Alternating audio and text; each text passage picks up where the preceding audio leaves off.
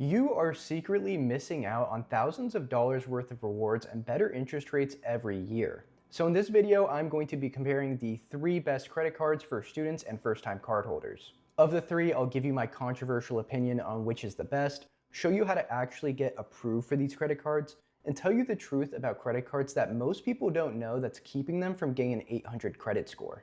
The average person doesn't actually use their credit card correctly, especially new cardholders. This lack of education won't just affect their finances today, but will also end up costing them years from now.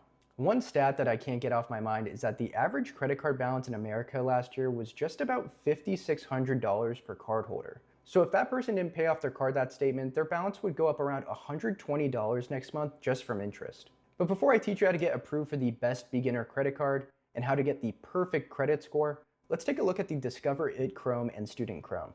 The Discover It Student Chrome is one of the easiest cards for students and new cardholders to get. It's recommended that you should only ever apply for this card if your credit score is over 630 or if you're brand new to credit, so you can still qualify if you haven't opened up a credit card before.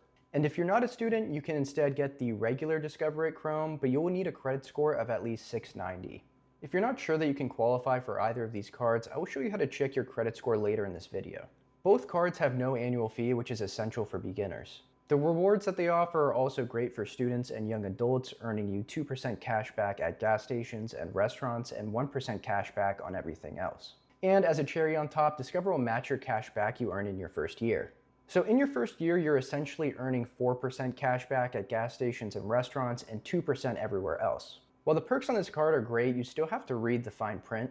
The cashback match bonus is based on your spending in the first year, but they won't actually deposit that match into your bank until a full year after opening the card. Additionally, the 2% cashback at gas stations and restaurants only applies to the first $1,000 you spend for these categories combined in each quarter. That means that if you spend $800 on gas and $400 at restaurants in a 3-month period, that $200 you spent over the limit will only be rewarded at 1% cashback.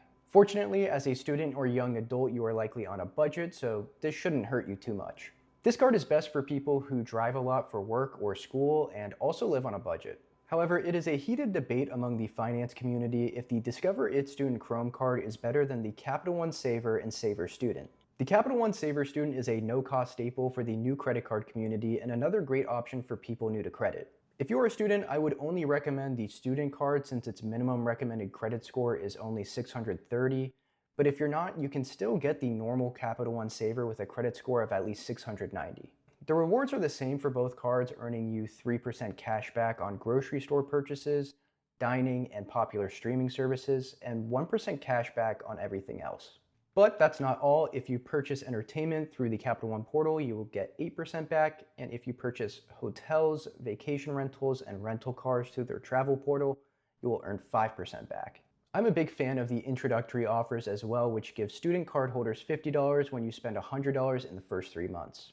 And if you're not a student and choose the regular Capital One Savor, you'll have to spend $500, but you will earn a $200 bonus instead. The main downside to this card is that if you don't watch to the end of the video and learn how to use it correctly, at the current time of recording, you'll have to pay interest upwards of 28.49%, which is steep. Also, superstores like Walmart and Target are not included in their grocery store category, so keep that in mind if you're a frequent shopper at either store. This card is my favorite for students who live on or near campus and whose highest expense outside of housing and transportation is food. The thing is, I don't own either of these cards, but I do own and would recommend this third card the most. And that card is the Chase Freedom Unlimited. Before I go over why I specifically chose this card for me, let's go over the pros and cons. This card has a $0 annual fee, but does not come in a student card variation, so the minimum recommended credit score is higher at 690. After spending $500 in the first 3 months, you'll earn a $200 bonus, and it also has a diverse rewards program. You'll earn 5% cash back on travel purchase through the Chase portal, 3% cash back on drugstore purchases, restaurant dining, takeout, and eligible delivery services, and unlimited 1.5% cash back everywhere else. The main criticism of this card is that it requires a higher credit score than the Discover It Student Chrome and the Capital One Savor Student, and it's also speculated online that having at least $250 deposited in a Chase checking account improves your chances of being approved. I chose this card as my everyday card for 3 reasons. First, I already had a Chase checking account, so I knew that every time I would look at my checking account balance, I would also see my credit card balance right next to it. This makes it so much easier for me not to spend more on my credit card than what I had in my checking account. Secondly, as an average college student, my checking account balance was low when I applied for the card, so that $200 sign-up bonus was whispering sweet nothings in my ear. And most importantly, I wanted to get into the Chase Ultimate Rewards ecosystem since they have some of the most valuable points on the market. Chase points are great for travel because you can directly transfer them to hotel and airline programs at a higher value than you can with most other cards. I knew that as I got older, I would be traveling more, so I wanted to use my points towards travel rather than cash back. It's also much easier to get approved for the Chase Sapphire Preferred, which is an S-tier travel credit card if you already have the Chase Freedom Unlimited. So whenever I'm ready, I can easily upgrade my card and get, in my opinion, a top-tier card for a comparatively low fee. If you haven't already noticed, I did not factor in the introductory interest rate offers in my breakdown of these three cards. Many times, credit card companies won't charge you interest on your credit card balances for the first 6 to 15 months. You'd still have to make the minimum payments to avoid hurting your credit score, but you won't be penalized for not paying off your card in full every month. This is one of the most dangerous marketing tactics out there that you need to be aware of.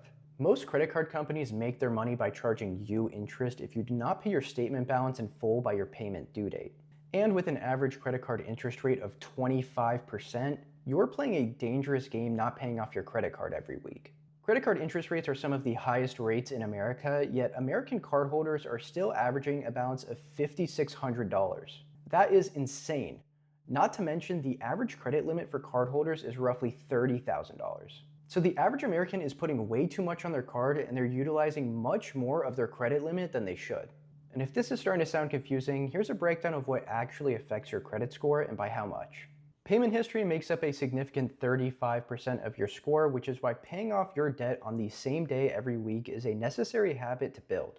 You might be asking yourself, well, what if I pay off my card every Monday, but my credit card payment is due Wednesday? Wouldn't the money that I spent on Tuesday be considered late?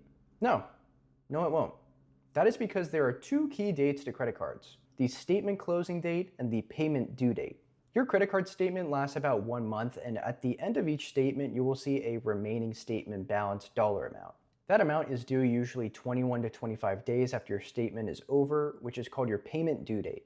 So the money you spend during the 21 to 25 days after your statement period closes is not due until your next payment due date.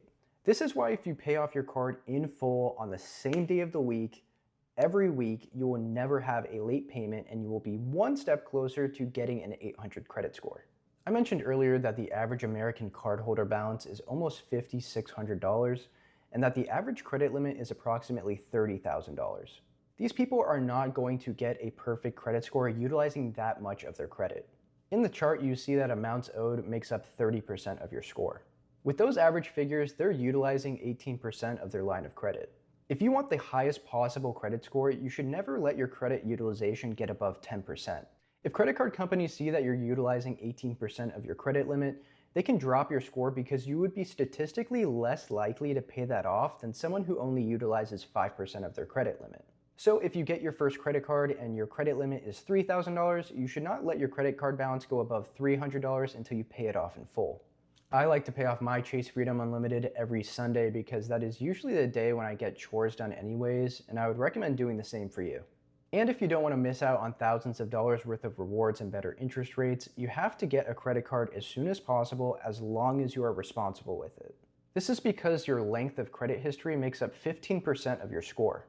If you get a credit card and you make your first on-time payment, you're not immediately going to hit an 800 credit score. But if you follow my plan over many years, you can eventually reach that magical 800. The longer you have an open line of credit, the safer you are seen as a borrower to lenders, so your score will go up.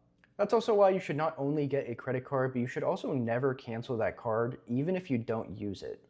As soon as your card is canceled, your available credit will drop, your credit utilization will go up, and your score will take a hit. But how do you know if you'll actually qualify for the credit card that you want? Believe it or not, everyone who has ever borrowed money from a lender has a credit score, including the people who have never opened up a credit card before.